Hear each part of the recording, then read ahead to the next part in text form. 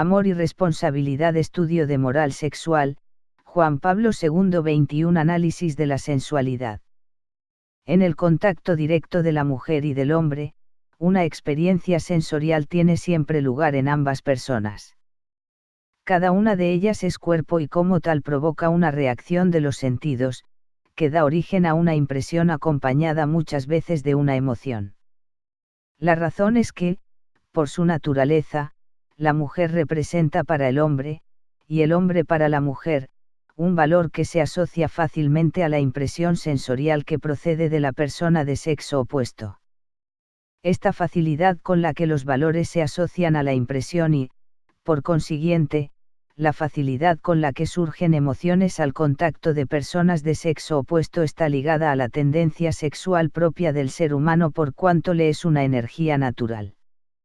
Una emoción de este género se asocia a una percepción, impresión, sensorial, es, por tanto, hasta un cierto punto sensorial, pero no resulta igualmente que los valores mismos ante los cuales se reacciona, sean puramente sensibles, que no pertenezcan sino al cuerpo o que se identifiquen con él.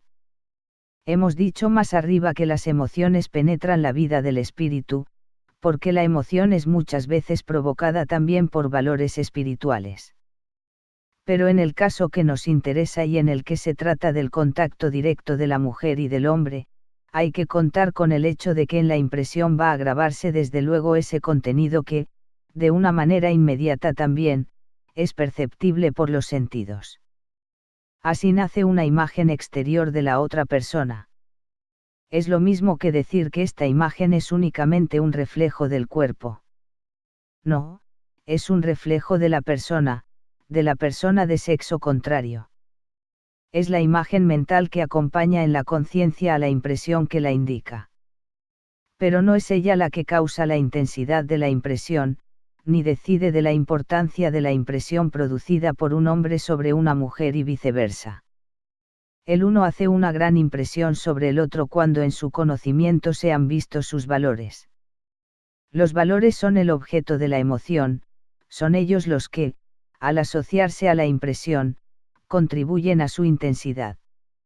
Analizando a la luz de lo que precede lo que llamamos la sensualidad, es preciso constatar que es algo más que una simple reacción de los sentidos ante el objeto, ante la persona de sexo diferente.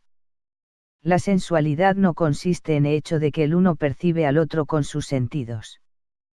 Siempre consiste en la experiencia de valores definidos y perceptibles por los sentidos, los valores sexuales del cuerpo de la persona de sexo opuesto. No hablamos ahora de perversiones en las cuales estos valores sexuales pueden considerarse ligados al cuerpo de una persona del mismo sexo, incluso al de un ser no personal, animal u objeto inanimado. Se dice entonces simplemente, él, o ella, dice algo a mis sentidos. Esta excitación de los sentidos no tiene más que una relación marginal con el hecho de experimentar la belleza del cuerpo, con la impresión estética. Por el contrario, otro elemento es esencial para la sensualidad, en la reacción sensual, el cuerpo es muchas veces sentido en cuanto objeto de placer. La sensualidad tiene por sí misma una orientación utilitaria, por consiguiente, se orienta sobre todo y directamente hacia el cuerpo, no concierne a la persona más que indirectamente, directamente más bien la evita. Incluso con la belleza del cuerpo, su vinculación es secundaria, como acabamos de decirlo.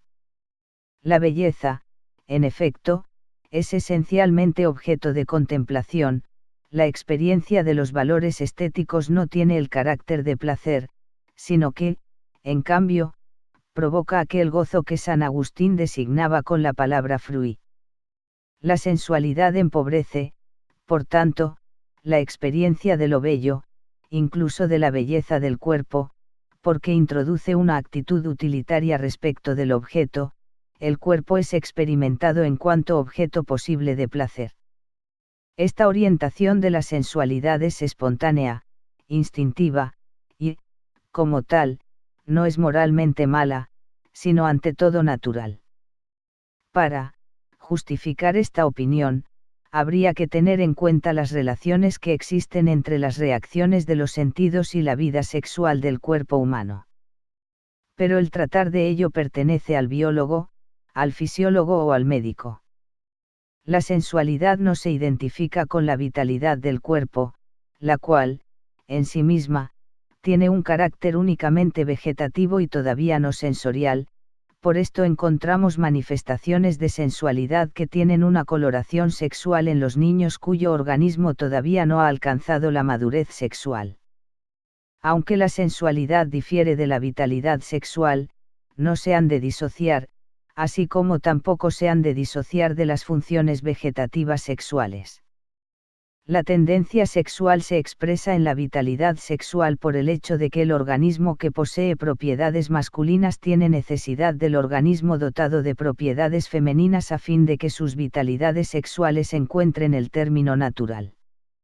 En efecto, estas vitalidades están por su naturaleza orientadas hacia la procreación y el sexo opuesto sirve para este fin. Semejante actitud no es en sí misma utilitaria. La naturaleza no tiene por fin el mero placer. No es más que una actitud natural en la que se manifiesta la necesidad objetiva del ser. Incluida en las funciones vegetativas, se comunica a los sentidos. Por eso la sensualidad está sobre todo orientada hacia la concupiscencia.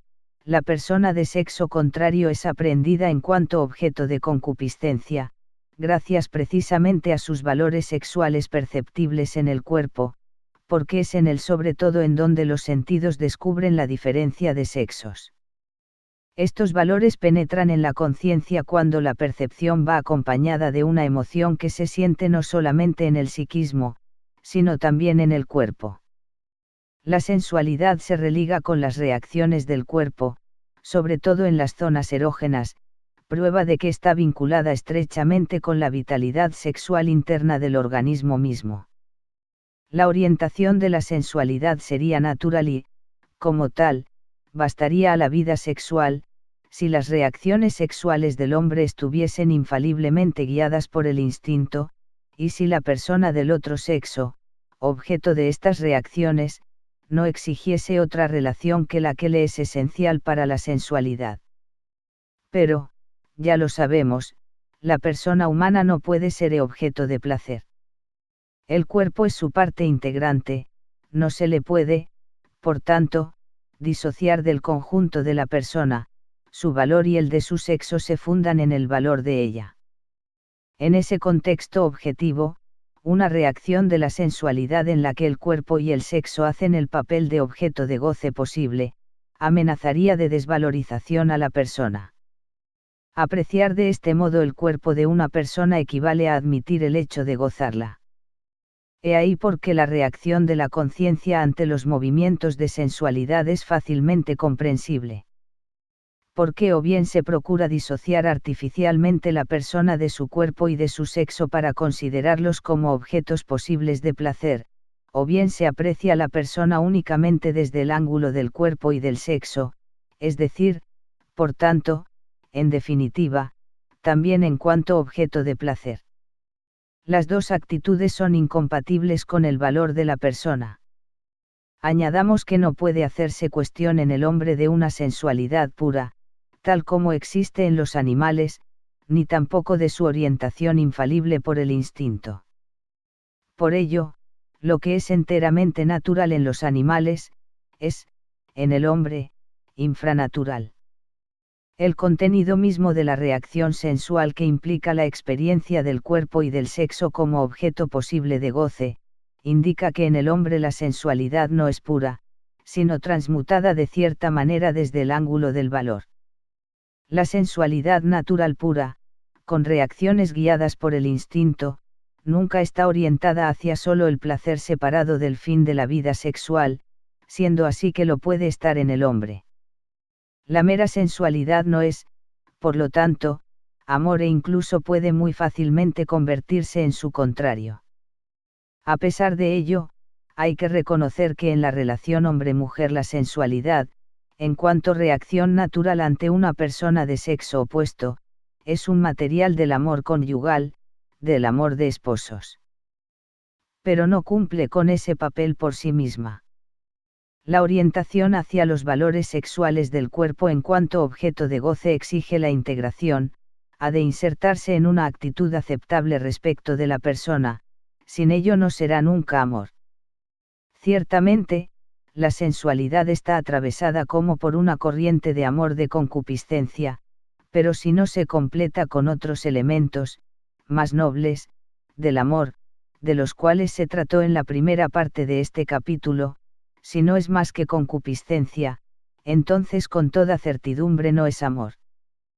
Por sí misma, la sensualidad no tiene en cuenta a la persona, no se dirige más que hacia los valores sexuales del cuerpo. Esta es la razón de su inestabilidad característica, se vuelve hacia allá donde encuentra estos valores, hacia donde quiera que aparece un objeto posible de goce.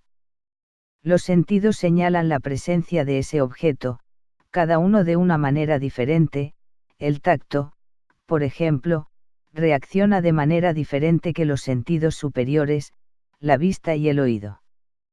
Pero los sentidos externos no son los únicos capaces de servir para la sensualidad, los sentidos internos, como la imaginación o la memoria, sirven igualmente. Se puede, por intermedio de cualquiera de ellos, entrar en contacto con un cuerpo, incluso con el de una persona físicamente ausente, se puede experimentar los valores de ese cuerpo como un objeto posible de placer. Esto es sumamente sintomático para la sensualidad. Este fenómeno se produce hasta en casos en que el cuerpo de la otra persona no es considerado como objeto de goce, por ejemplo, cuando es objeto de exámenes, de estudios o de arte.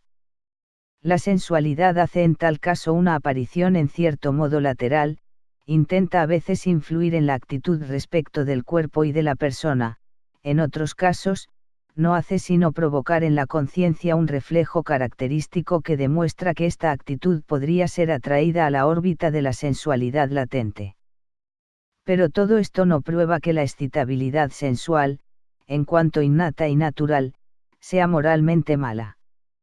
Una sensualidad exuberante no es sino una materia, rica pero difícil de manejar, de la vida de las personas y que ha de abrirse mucho más largamente a todo aquello que determina su amor.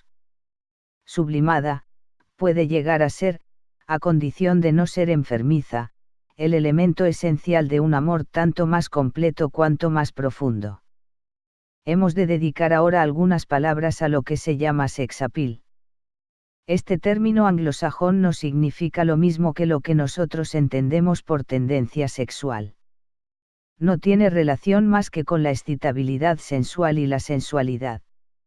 Se emplea con frecuencia para designar la facultad de provocar la excitación sensual o la predisposición para experimentar tal excitación. La función del sexo se limita en dicha expresión a la esfera de los sentidos y de la sensualidad. Se trata aquí de los valores sexuales del cuerpo considerado precisamente como objeto posible de placer, potencial o actual. La idea del sex appeal no va más lejos. Presenta estos valores como independientes o que se bastan a sí mismos y corta así el camino a su integración en un amor personal y completo. Concebido de esta manera, el sex appeal viene a ser la expresión de un amor no integrado que no lleva más que la marca de la sensualidad.